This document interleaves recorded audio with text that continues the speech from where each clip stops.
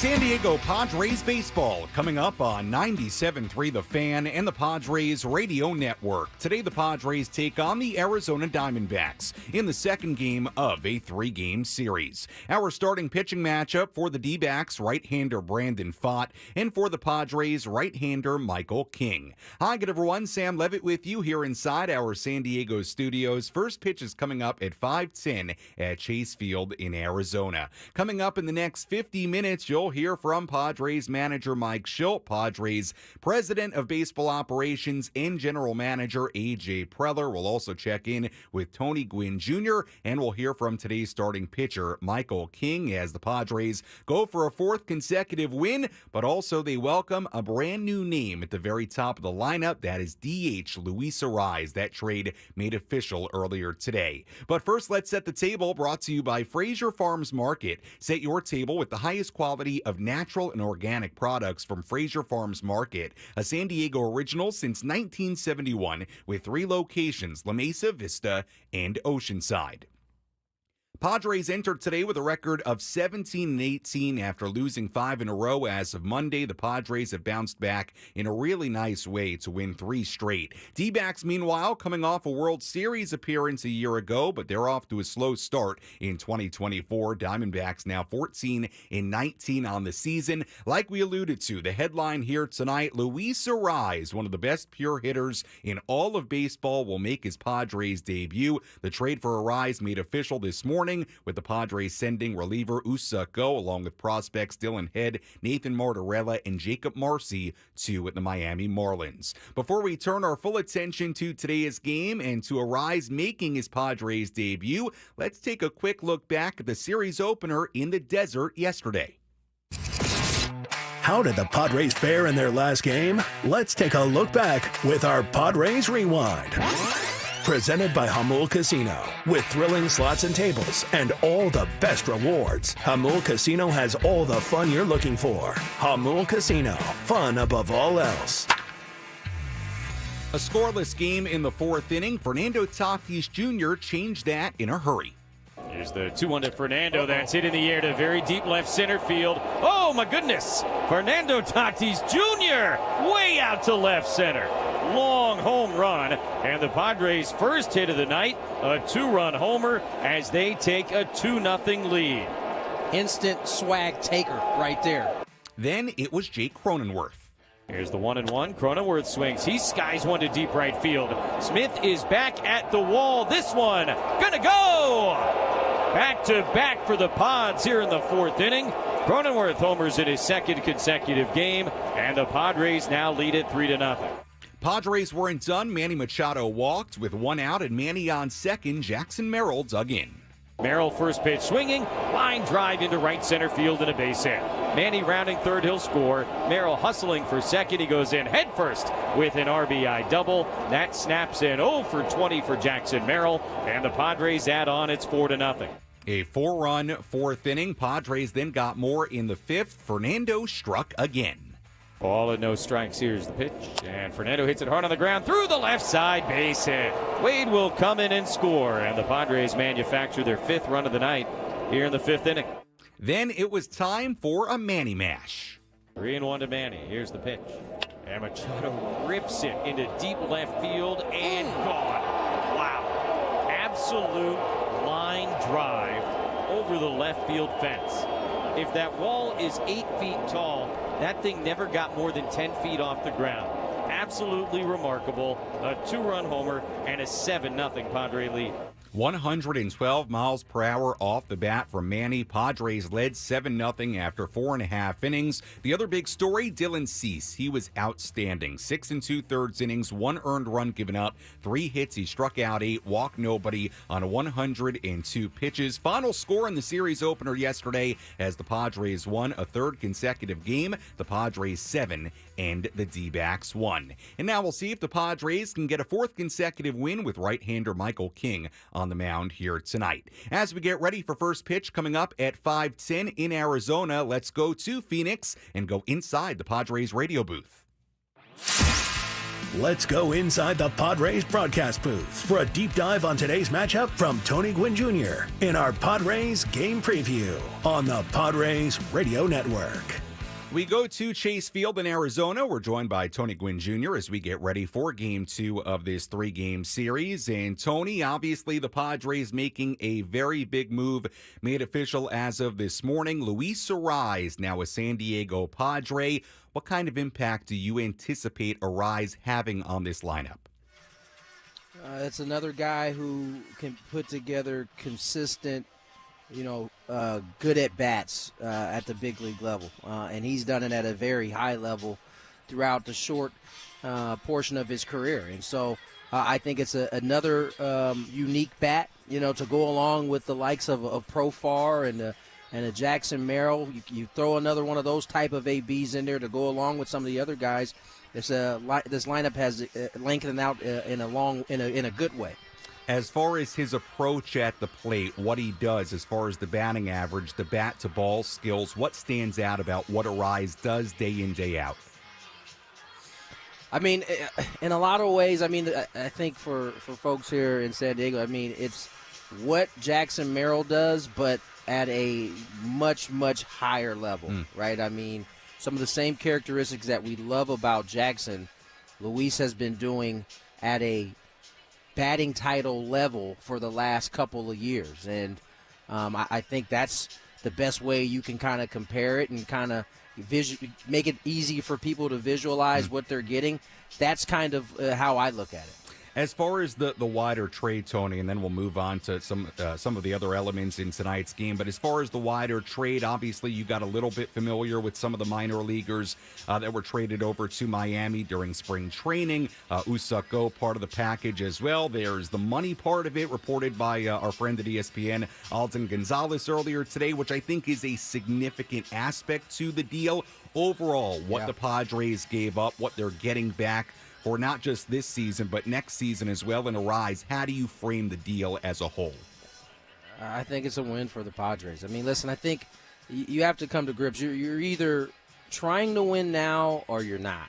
And, hanging on to 3 specific prospects in Mortarella and Head and Marcy, those guys, at best, at least 2 of the 3 would be maybe ready next year. And what type of impact are they having on that ball club, right? And then Dylan Head, who's probably the most, I would say, had the most potential out of the 3 young guys, he's still 3-4 years away. So how does that affect the big league club now? Right. And I think you make, with that calculation and knowing you get Luis for this year and next year, and knowing that you're getting some money to pay, I don't think there's much of a question in terms of do you make the deal or not. Yeah, I'm with you. I think while the Padres certainly need to continue doing what they did with Jackson Merrill, developing, promoting from within, it's no secret, a lot of veterans on this team, a lot of superstars on this team. The time still is now for the Padres to win. Let's talk a little bit more about this game here tonight. Michael King, it's been an up and down early part of his season. Obviously, the home run ball has been a big issue for Michael in his early Padre career. Tony, to you, what's the key for Michael King keeping opposing hitters more in the yard? It sounds like a broken record, but it is probably the same for most of the starters when they're not throwing the ball as command. When they're commanded, and that's really all I can speak of. I'm not good enough in terms of pitching mechanics, but certainly in terms of when Mike has been good, his command has been great. When Mike hasn't been good, his command has been, a little shabby. And so I think, he's going up against a team that's not swinging a bat very well in the Diamondbacks. The flip side of that is it's a ballpark where the ball kind of jumps. So location, as it typically is for the starters, but specifically Michael as he goes into the start. Tony, good stuff as always. Very excited to see the debut of Luis Arraez in Arizona for the Padres tonight. He'll be the first batter of this game, DHing, leading off for the Padres here tonight. Padres trying to keep the good times rolling. 3 straight wins with Michael King on the mound against Arizona in Game 2 of this 3-game series. Tony, as always, appreciate the time. Thanks so much, and we'll talk to you and Jesse coming up at 5 p.m. Anytime, Sam. Thank you. All right, that is Tony Gwynn Jr. joining us from inside the Padres radio booth as we get ready for today's game. Game 2 of this 3-game set. Michael King for the Padres, Brandon Pfaadt on the mound for the Diamondbacks, a guy that the Padres have seen a little bit. They did face him twice last year, and we'll get more into this, but Pfaadt was actually pretty good against the Padres last season. We have a lot, and I mean a lot, to get to on our pregame coverage today. When we come back, we'll hear from Padres manager Mike Shildt on the Luis Arraez trade and more. We'll also hear from Padres president of baseball operations and general manager AJ Preller on the Arraez deal. Audio you will only hear right here on 97.3 The Fan and the Padres radio network. Plus, we'll hear from Michael King, and we also have a good breakdown on the starting pitcher for the Diamondbacks today from Jesse Friedman, who does a nice job covering the Diamondbacks from PHNX Sports. So a lot to get to on our pregame coverage. First pitch coming up at 1:10, not 1:10, at 5:10 in Arizona. Our EcoWater SoCal Padres pregame show continues when we return on the Padres radio network.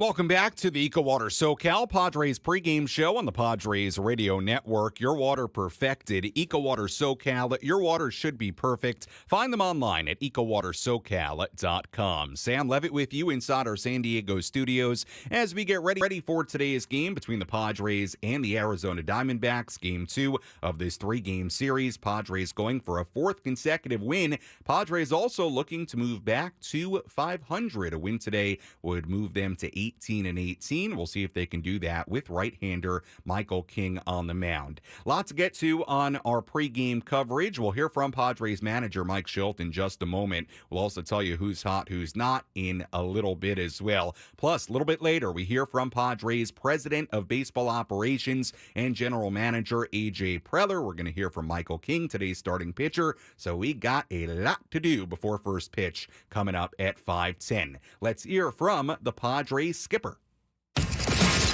Let's pull up a seat in the manager's office and hear from Padres manager Mike Shildt. Presented by Sinley Food. Spice up your culinary life.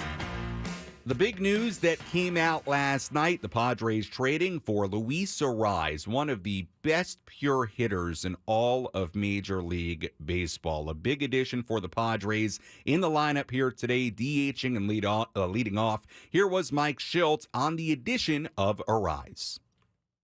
Yeah, really excited. I mean, he clearly links in the lineup. You're talking about two-time batting champion. I loved what Toddy said about the comp to Tony Gwynn. It's hard to have a comp to Tony Gwynn, but if there is one in our modern game, we now have him on our team, and that just feels right, doesn't it? What does it mean in terms of lengthening out your lineup? Obviously, you have him in the leadoff spot today. Is that the plan moving forward, or just what kind of an effect can he have on your lineup first of all? Yeah, I mean, he clearly lengthens it. He pushes everybody down. He's led off historically. Doesn't mean that we won't ever change it, but he has done it and clearly done it well.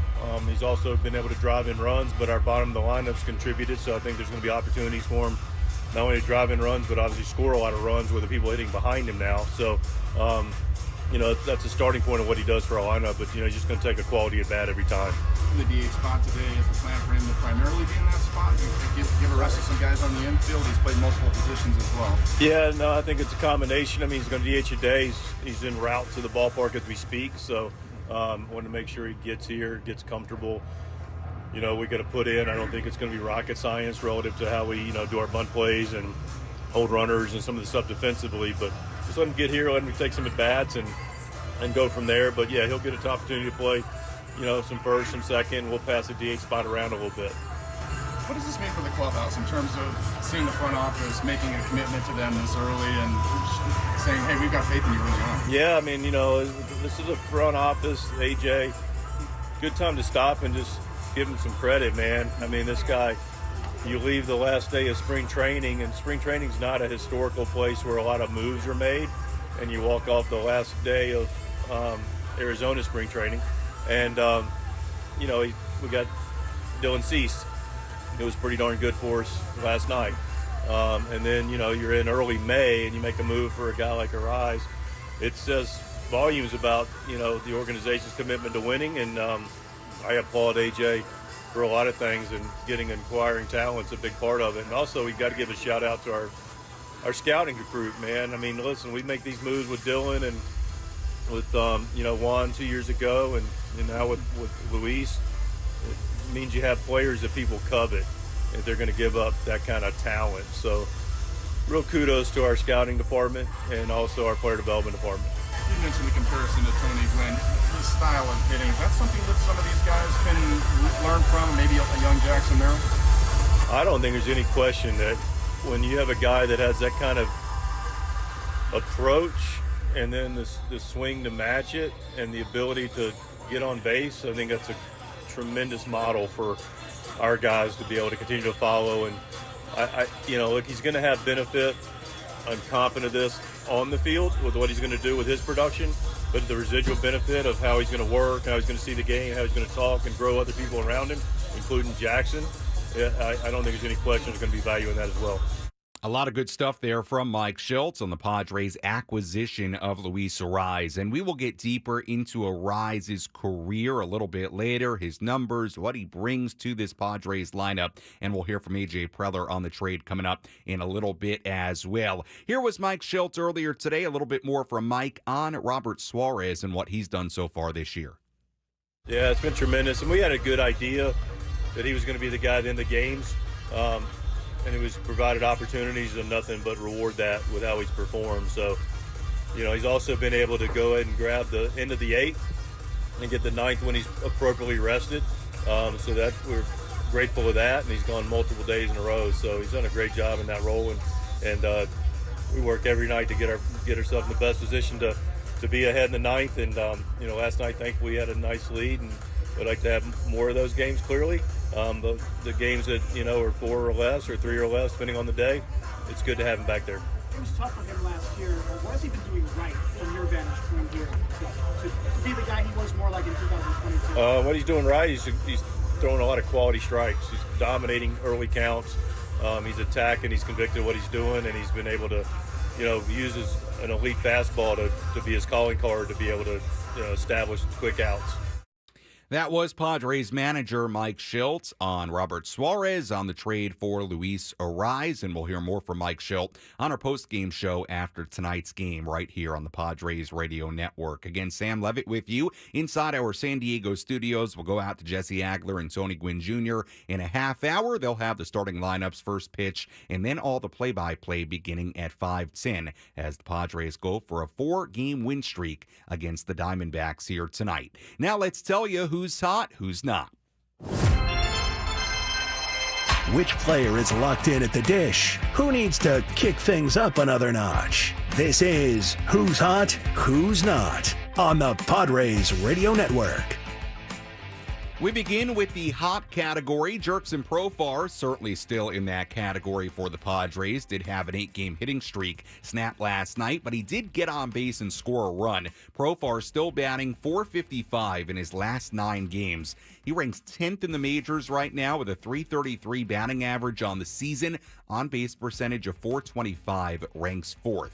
Jake Cronenworth now in the midst of a 7-game hitting streak, hitting .370 in that span with 5 doubles, 3 home runs, and 10 RBIs. That's a .1289 OPS during this hitting streak. The not category, we take a look at a few D-backs. D-backs not hitting the ball well right now. More on that coming up later. Lourdes Gurriel Jr. just 1 for 30 in his last 7 games. Corbin Carroll just 4 for 39 in his last 11 games. It's been a rough season so far for Carroll, hitting just .192 with a .292 on base percentage in 31 games this season. Eugenio Suarez 5 for 31 in his last 8 games. We'll keep Jackson Merrill in the not category for today. He did snap an 0 for 20 skid last night, did have an RBI double. Need a little bit more from Jackson today. We'll get him out of that not category. And that's a look at who's hot, who's not, as we get ready for Game 2 of this 3-game set in Arizona. When we come back, we'll hear from Padres President of Baseball Operations and General Manager AJ Preller.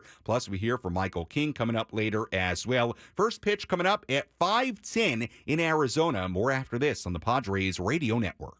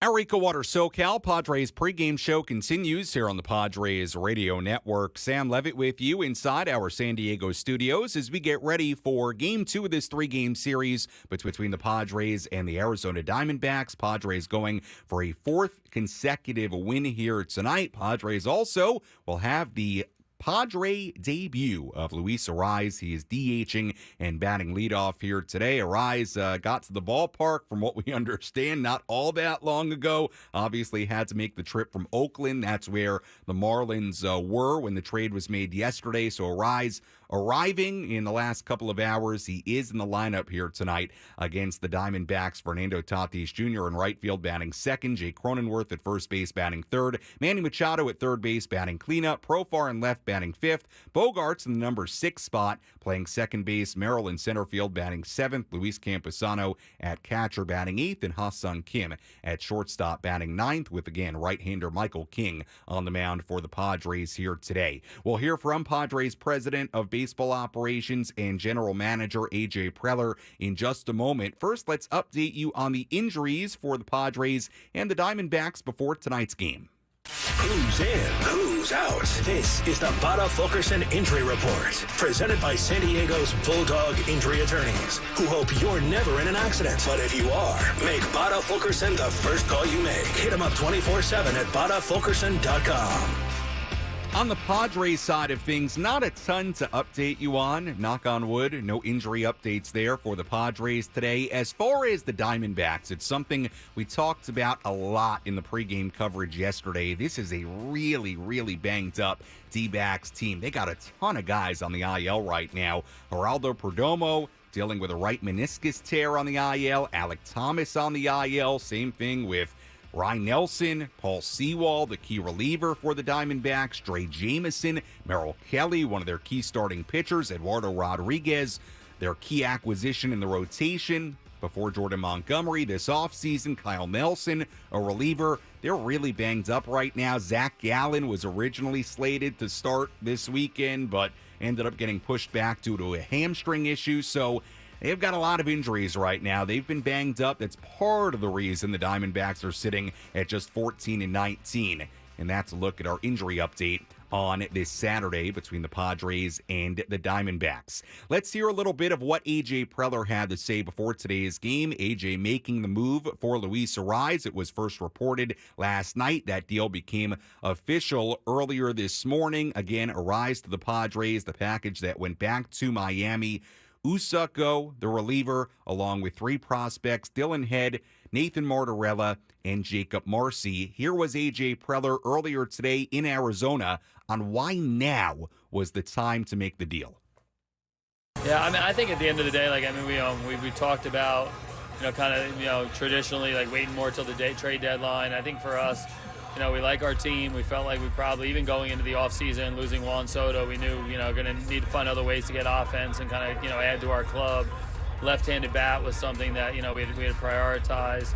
And I think ultimately we talked about, we could wait or could go out and try to get one of the better left-hand bats that we thought would probably be available and do it now and go get, Luis Arraez for 140 games versus going to get somebody else for 60 games. So we know it's going to be a tough competition to get in the playoffs. I think ultimately when we felt comfortable with the asking price and what the deal was going to be, and more so having him here for the better part of the season, just something we felt like was a good opportunity for us. And there were a couple of unique parts of this deal. Number one, the timing. It's rare that we have this kind of trade in early May. This is more of the type of deal that you see over the summer or more towards the trade deadline. The other part of this deal, which is very significant, that was not reported on until this morning. I believe Alden Gonzalez of ESPN was the first one to report on it. I'll read the tweet here from Alden.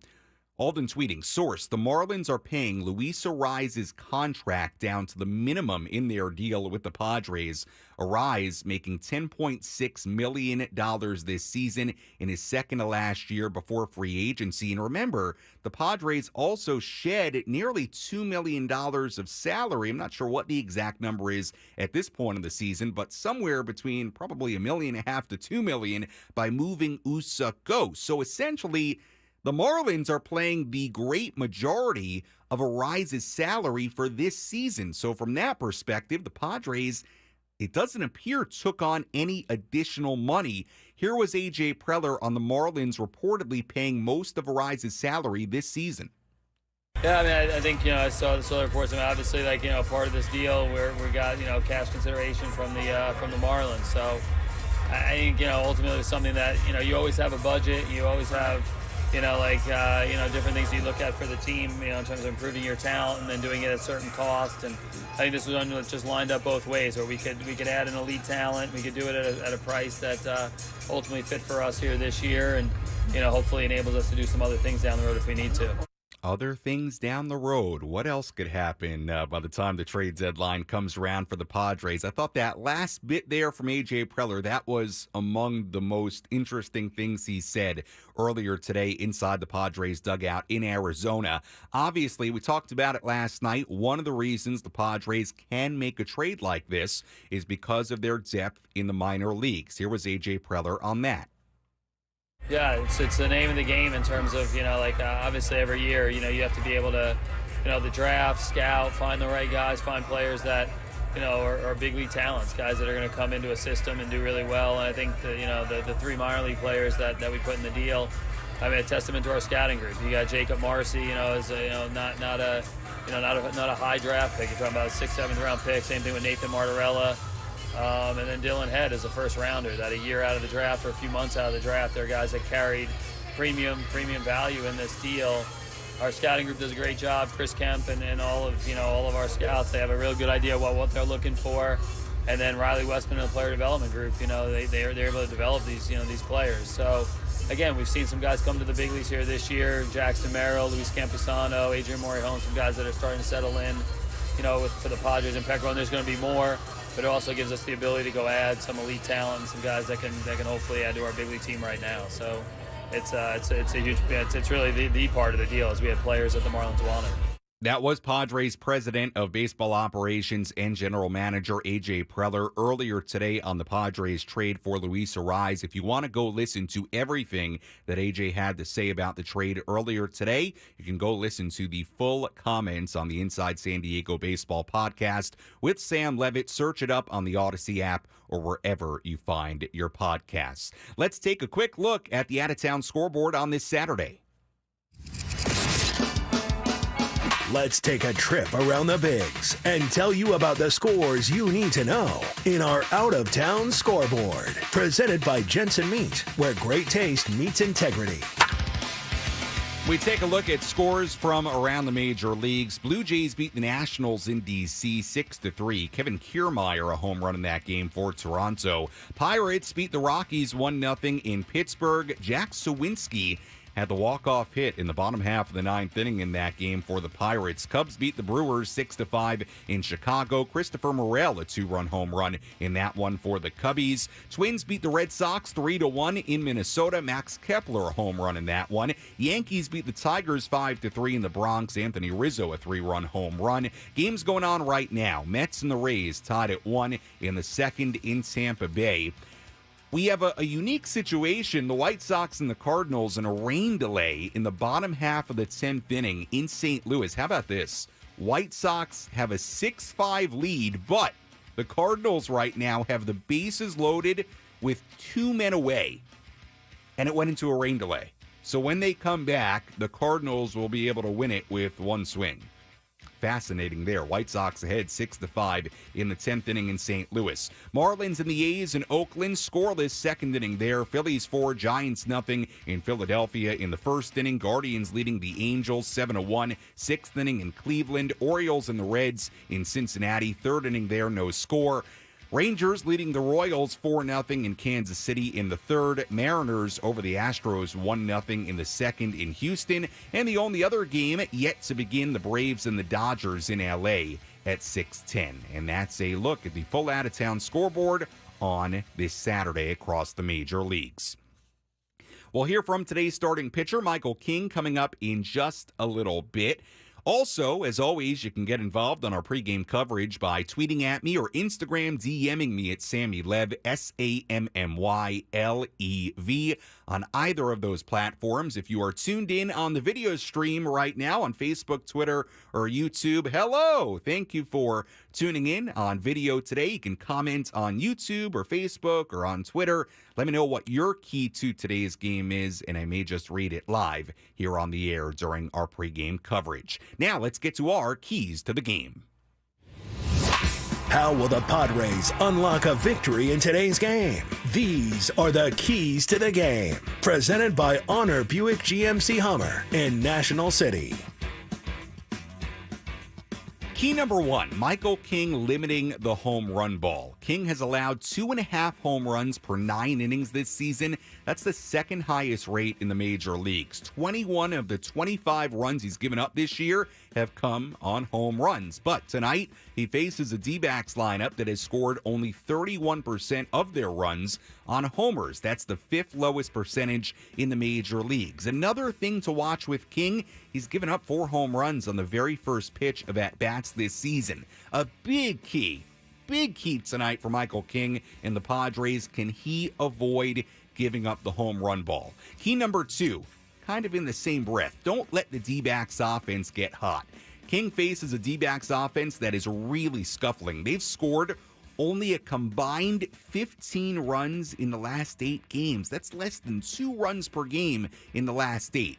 Key number 3, keep being road warriors at the plate. Padres currently on a 6-game road trip. The road has been very friendly to the Padre offense. Padres batting .276 on the road this season. That actually ranks 2nd in the major leagues. They've scored 5.3 runs per game on the road this year. That ranks 5th best in the major leagues. Compare it to just a .233 batting average at home.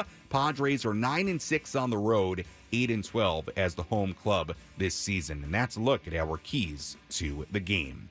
When we come back, we'll hear from today's starting pitcher, Michael King. We also take a deeper dive into the Padres' debut of Luis Arraez, DHing and leading off here today. First pitch coming up at 5:10 in Arizona. This is the Padres Radio Network.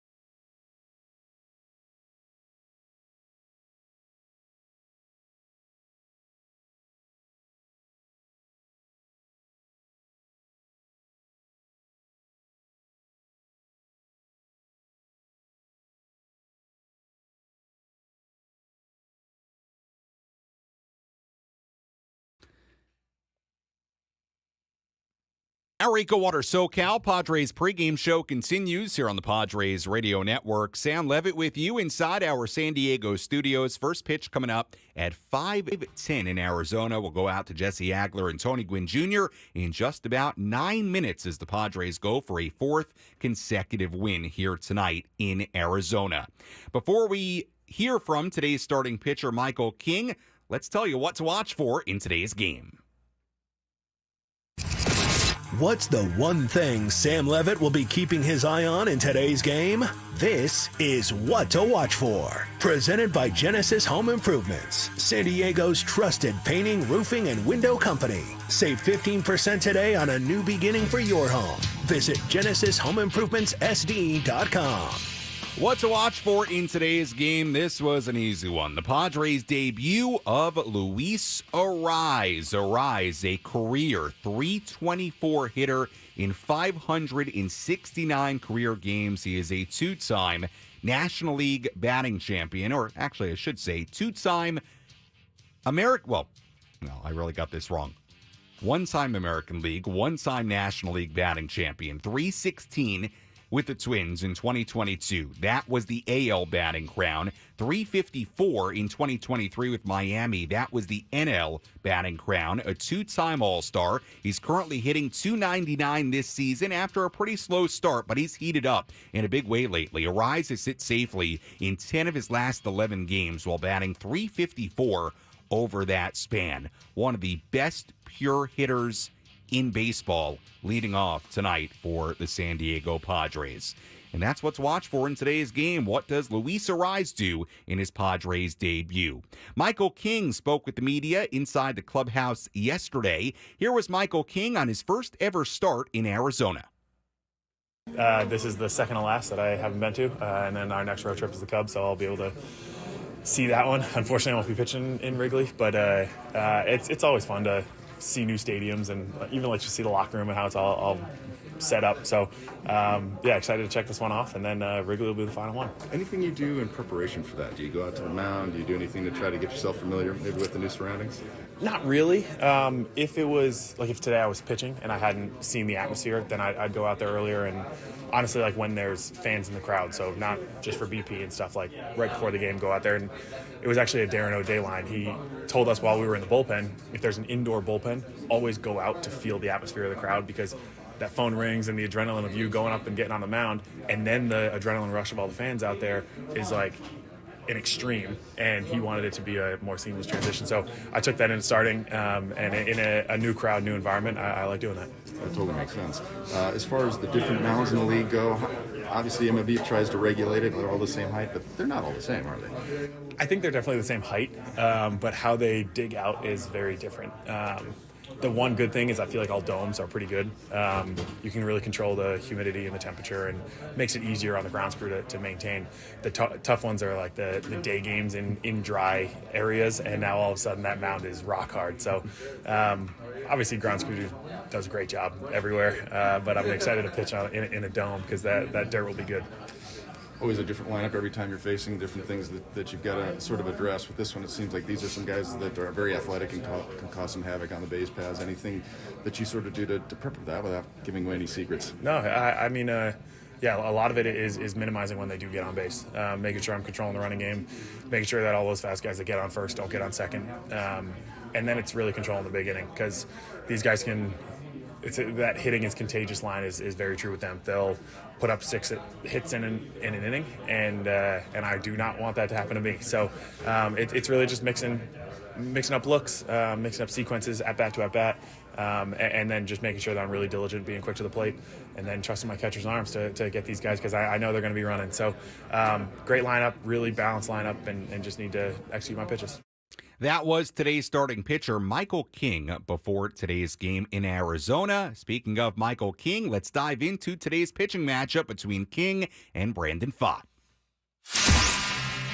Let's take a look at who's on the bump today with our starting pitching preview on the Padres Radio Network.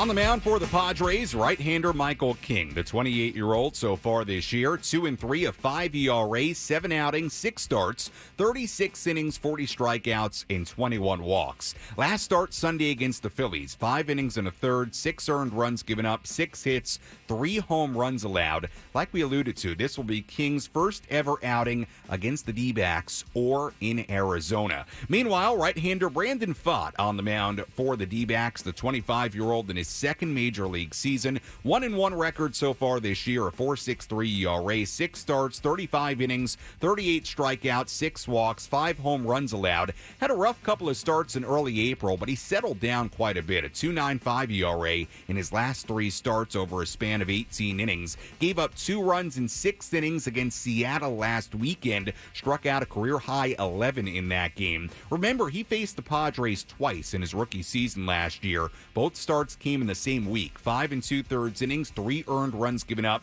in the first one, then 7 scoreless innings in his second start in San Diego. One thing to note about Pfaadt, he does not walk many at all. His 4.1% walk rate is 5th best in the NL. And that's a look at our starting pitching matchup between Brandon Pfaadt and Michael King. You've been listening to the EcoWater SoCal Padres pregame show on the Padres Radio Network. EcoWater SoCal, your water should be perfect. Find them online at EcoWaterSoCal.com. Padres enter today's game 17-18. They lost 5 in a row as of Monday, but the Padres have now bounced back to win 3 straight games. Meanwhile, again, the Diamondbacks are at 14-19 on the season. The headline tonight, Luis Arraez, one of the best pure hitters in all of baseball, making his Padres debut. When we come back, Jesse Agler, Tony Gwynn Jr. have the starting lineups, first pitch, and then all the play-by-play. I'll talk to you on our post-game show. You're listening to your home for San Diego Padres baseball, 97.3 The Fan, and the Padres Radio Network. Enjoy the game, everybody.